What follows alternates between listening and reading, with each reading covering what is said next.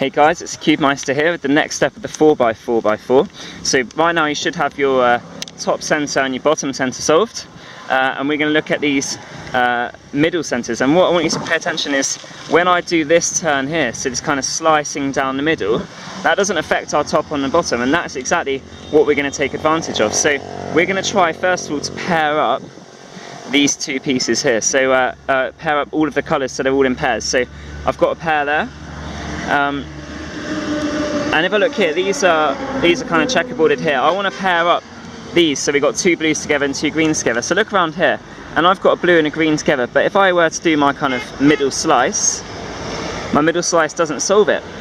So what I can do is actually rotate it, one of these ones round, so actually when I do line it up, those two pieces will join up, because this piece can turn around, doesn't affect my top or my bottom.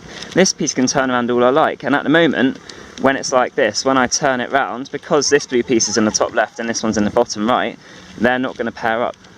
Whereas actually if I rotate this one round, so I've got a blue piece in the bottom left, when I twist it round, it pairs up, and it does actually pair a green one up as well for me. And then I'm going to twist it horizontal, so I've got a, for this middle slice, I've got a line and a line. And I just keep doing this all the way around. So here I've got white pieces that are solved, so I'm going to twist them around so they're horizontal, so they don't get affected by the middle slice. Not white pieces, yellow pieces.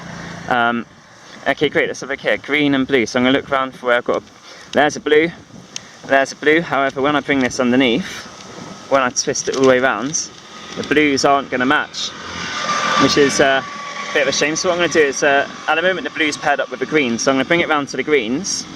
And at the moment these are my two paired greens, and these are my blue-green pair. But if I just twist it, I've got my two paired greens, a different pair now, and my blue-green, but this time my blue-green is in such a way that it will match up with my blue over here. I hope that kind of makes sense. I don't quite know how to explain it better than that. It's about taking advantage of where the positions are, and then I can make it horizontal.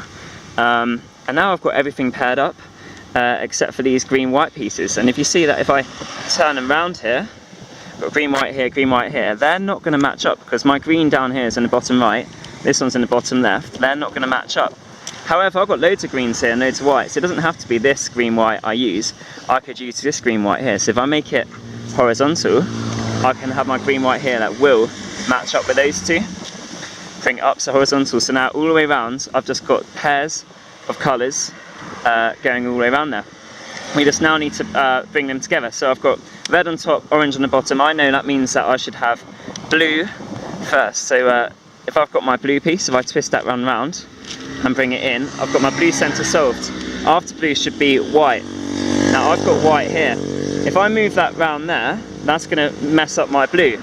So what I'm going to do is I'm going to move it there, mess up my blue, move it out of the firing line, and then move it back, which is going to keep my blue in place and have my white piece there.